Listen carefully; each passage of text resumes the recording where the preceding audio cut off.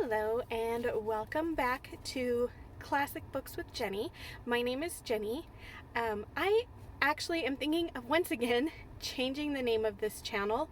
I had a viewer actually message me and suggest that we call it Classic Books with Jenny in Wonderland or something along those lines, because of course I read all these books from my car, and as you can see behind me, my car is decorated with an Alice in Wonderland theme, and that is because I absolutely love Alice in Wonderland, and because of my actual day job I spend a lot of time in my car, and so I decided at some point it would be fun to have it decorated, just to reflect that that's something that I love. And so it's a little hard to tell, and maybe one of these days I'll do a car tour for you guys.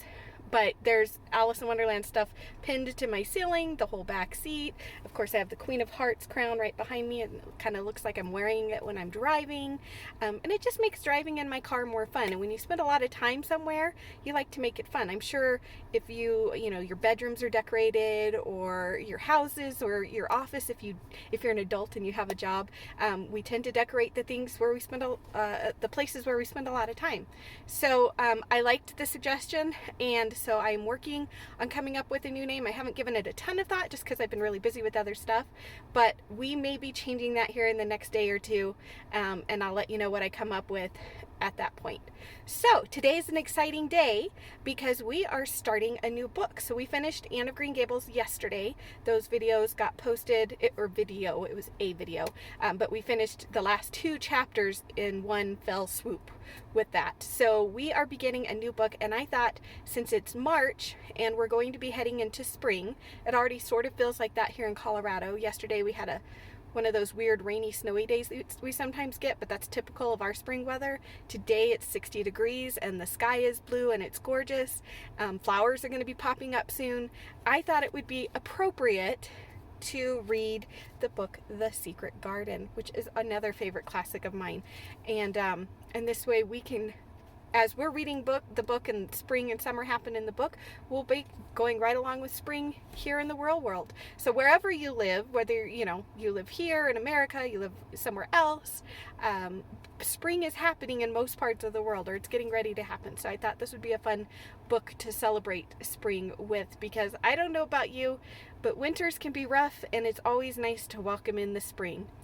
One other thing, I know this is sort of a long before we start message, but if you have never read The Secret Garden, this book was published in 1911, and it starts out in India.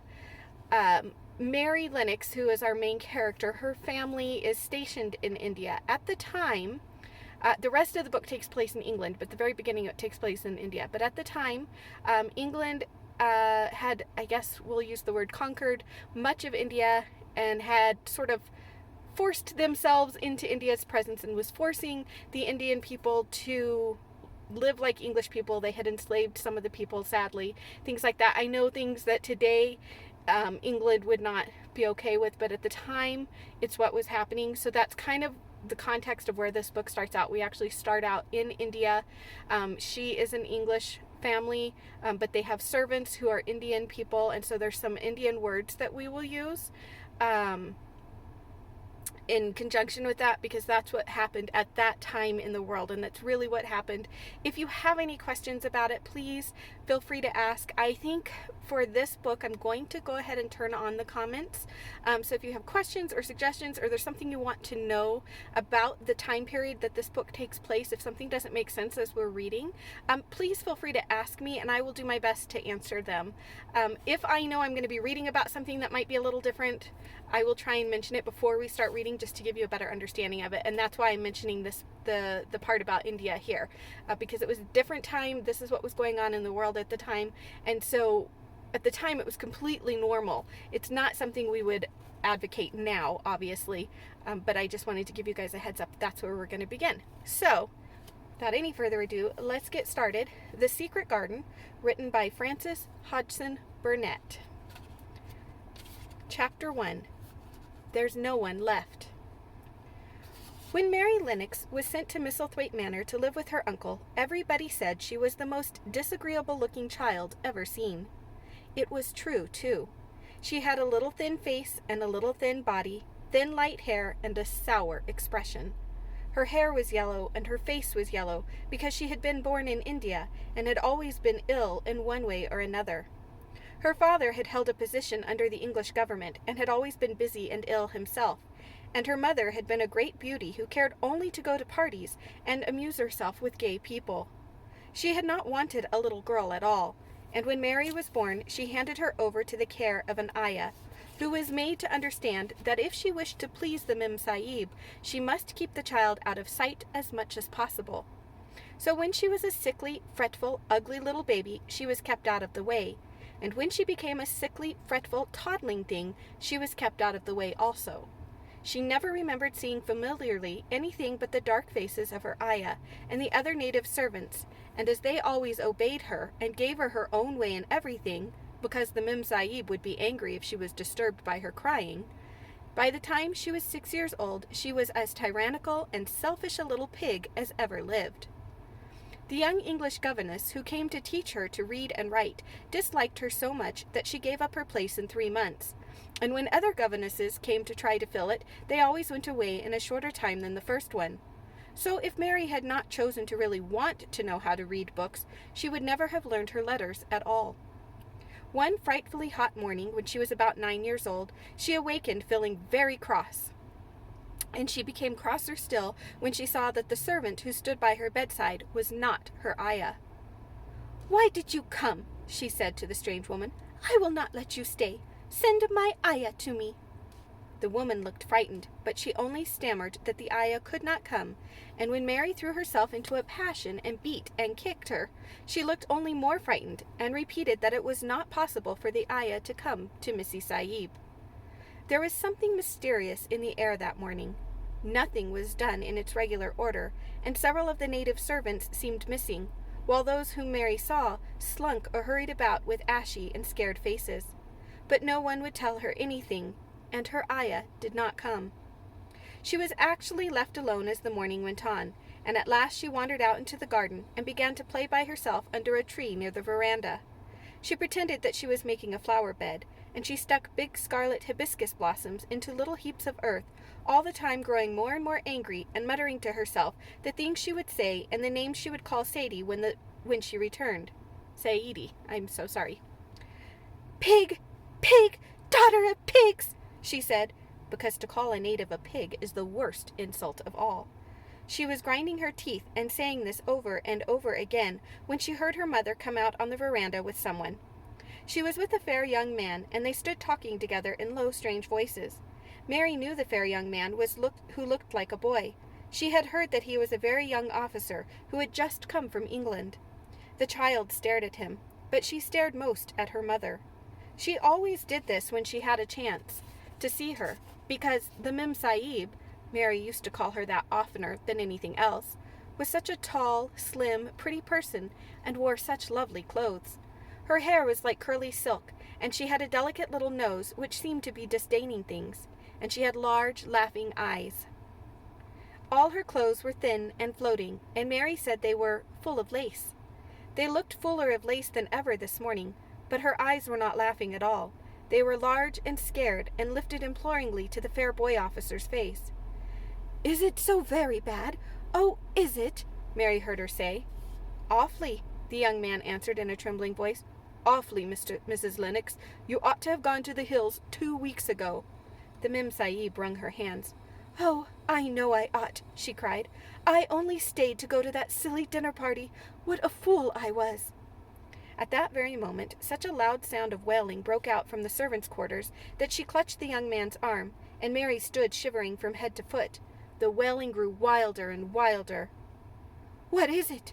What is it?" Mrs. Lennox gasped. "Someone has died," answered the boy officer. "You did not say it had broken out among your servants." "I did not know," the Mem Sahib cried. "Come with me! Come with me!" And she turned and ran into the house. After that, appalling things happened, and the mysteriousness of the morning was explained to Mary. The cholera had broken out in its most fatal form, and people were dying like flies. The ayah had been taken ill in the night, and it was because she had just died that the servants had wailed in the huts. Before the next day, 3 other servants were dead, and others had run away in terror. There was panic on every side and dying people in all the bungalows. During the confusion and bewilderment of the second day, Mary hid herself in the nursery and was forgotten by everyone. Nobody thought of her, nobody wanted her, and strange things happened of which she knew nothing. Mary alternately cried and slept through the hours. She only knew that people were ill and that she heard mysterious and frightening sounds. Once she crept into the dining room and found it empty, though a partly finished meal was on the table, and chairs and plates looked as if they had been hastily pushed back when the diners rose suddenly for some reason.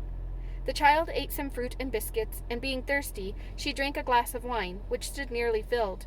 It was sweet, and she did not know how strong it was. Very soon it made her intensely drowsy, and she went back to her nursery and shut herself in again, frightened by cries she heard in the huts, and by the hurrying sound of feet. The wine made her so sleepy that she could scarcely keep her eyes open, and she lay down on her bed and knew nothing more for a long time.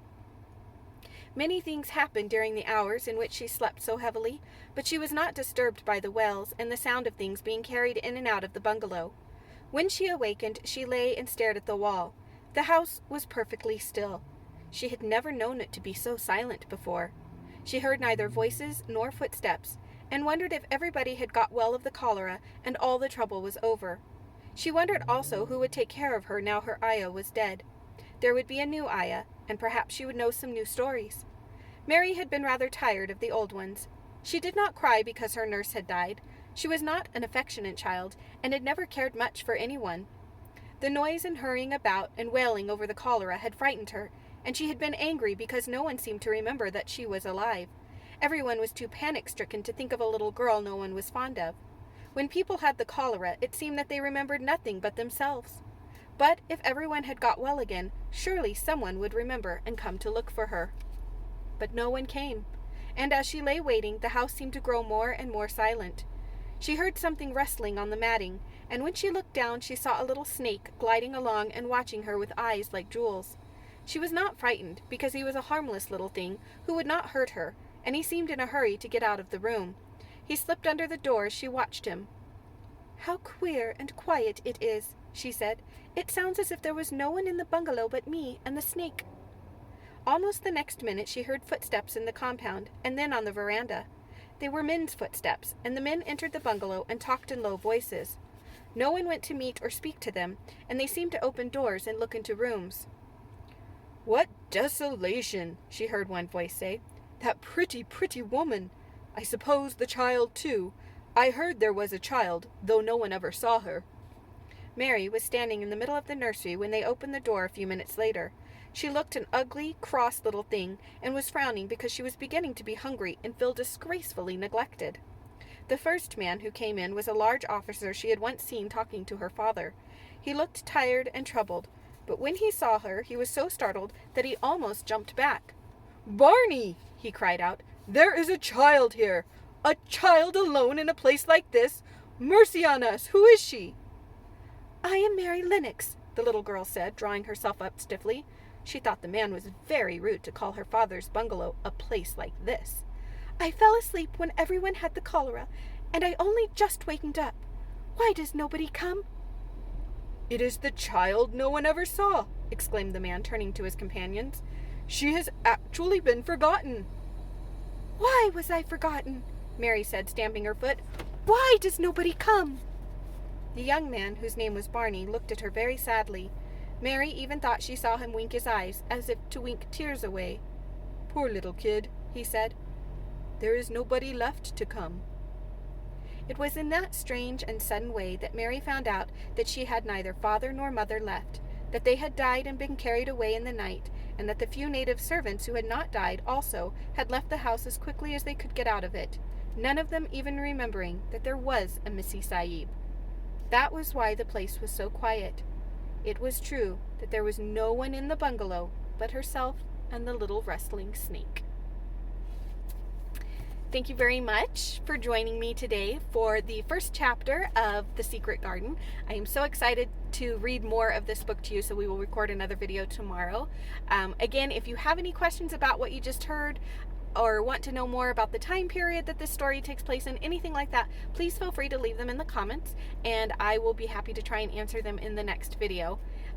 If you haven't already and you're enjoying this, hit that subscribe button so that you'll know every time I upload a new video. As I've said in prior videos, I do try to do these videos every day, so a video a day, a chapter a day, and this way you'll be notified every time I do upload one. Also, if you really enjoy the way I read the story, give me a thumbs up. I would appreciate it. Otherwise, I will see you tomorrow.